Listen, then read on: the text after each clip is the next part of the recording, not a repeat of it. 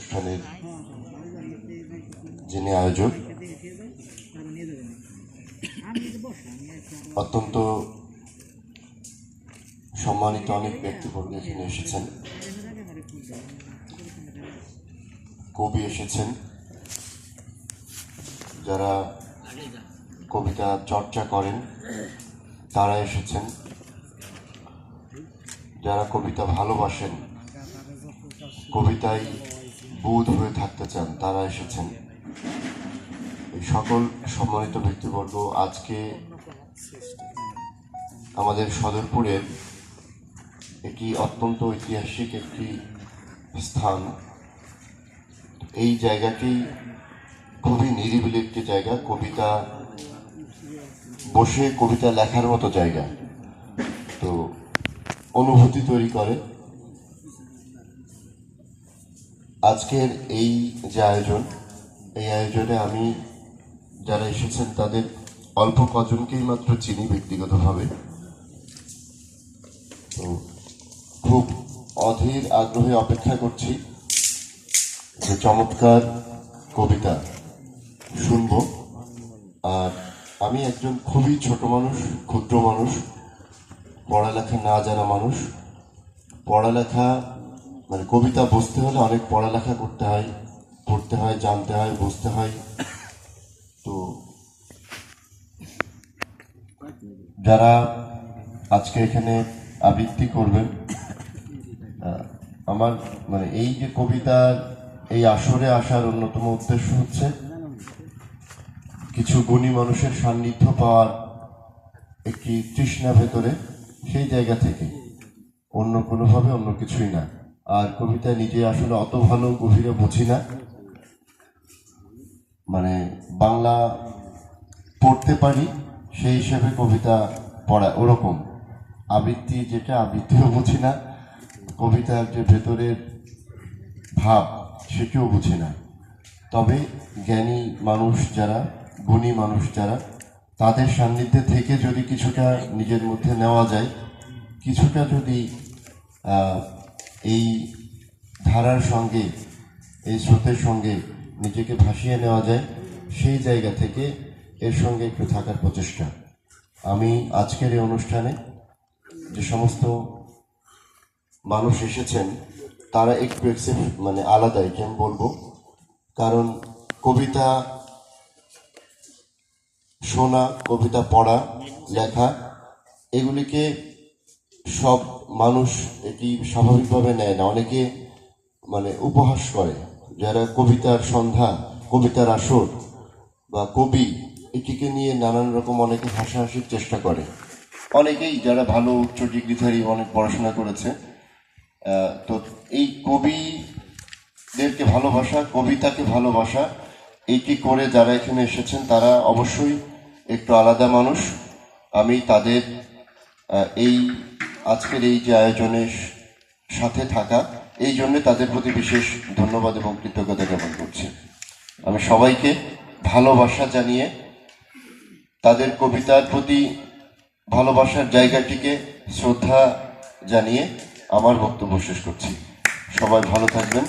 আর সামনের যে সময়টি আমরা উপভোগ করব, আমরা কবিতা শুনে কবিতায় মুগ্ধ হতে চাই, সেই অপেক্ষায় অপেক্ষমান সবাই। অনেক কথা হয়েছে, এবার কবিতা শোনার পালা। সবাইকে ধন্যবাদ।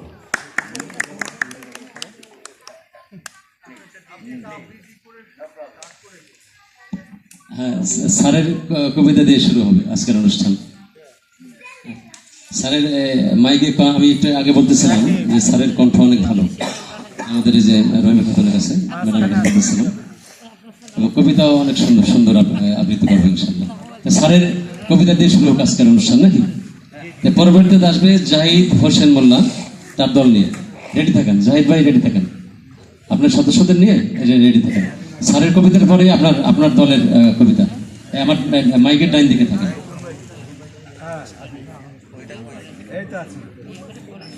বিপদে পড়ে গেলাম আমি, এই বড় বড় লোকজনের মধ্যে তো আসলে আবৃত্তি শিল্পী নই।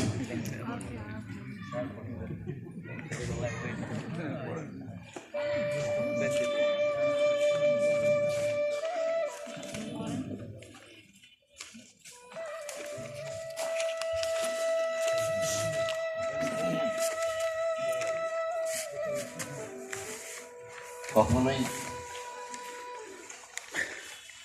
পড়িনি, কিন্তু খুব জনপ্রিয় কবিতা। দু চারবার শুনেছি মাত্র, মানে আমি এখন চেষ্টা করবো একটু।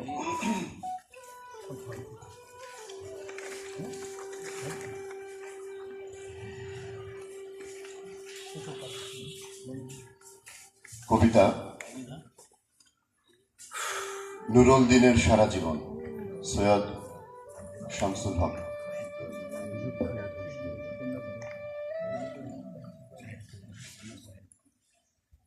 নীলক্ষ আকাশ নীল, হাজার হাজার তারা, ওই নীলে অগণিত আর, নিচে গ্রাম গঞ্জ হাট জনপদ, লোকালয় আছে ৬৯,০০০। ধবল দুধের মতো জ্যোৎস্না তার ঢালিতেছে চাঁদ পূর্ণিমার। নষ্ট ক্ষেত, নষ্ট মাঠ, নদী নষ্ট, বীজ নষ্ট, বড় নষ্ট যখন সংসার, তখন হঠাৎ কেন দেখা দেয় নীলক্ষার নীলে দিব্য শীষ দিয়ে এত বড় চাঁদ? অতি অকস্মাৎ, অতি অকস্মাৎ স্তব্ধতার দেহ ছিঁড়ে কোনো ধ্বনি, কোনো শব্দ, কিসের প্রপাত? দোল হয়ে আসুন সকলে, ঘন হয়ে আসুন সকলে, আমার মিনতি আজ, স্থির হয়ে বসুন সকলে। অতীত হঠাৎ হাতে হানা দেয় মরা আঙিনায়। নুরুল দিনের বাড়ি রংপুরে যে ছিল, রংপুরে নুরুল দিন একদিন ডাক দিয়েছিল ১১৮৯ সনে। আবার বুঝি মনে পড়ে যায়, আবার বুঝি পড়ে যায় মনে, নুরুল দিনের কথা মনে পড়ে যায়। যখন শকুন নেমে আসে এই সোনার বাংলায়, নুরুল দিনের কথা মনে পড়ে যায়। যখন আমার দেশ ছেয়ে যায় দালালের আল খাল্লায়, নুরুল দিনের কথা মনে পড়ে যায়। যখন আমার স্বপ্ন লুট হয়ে যায়, নুরুল দিনের কথা মনে পড়ে যায়।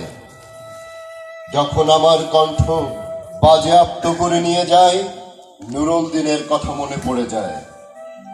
যখন আমারই দেশে এ আমার দেহ থেকে রক্ত ঝরে যায় ইতিহাসে প্রতিটি পৃষ্ঠায়, আসুন আসুন তবে আজ এই প্রশস্ত প্রান্তরে, যখন স্মৃতির দুধ জ্যোৎস্নার সাথে ঝরে পড়ে, তখন কে থাকে ঘুমে, কে থাকে ভেতরে?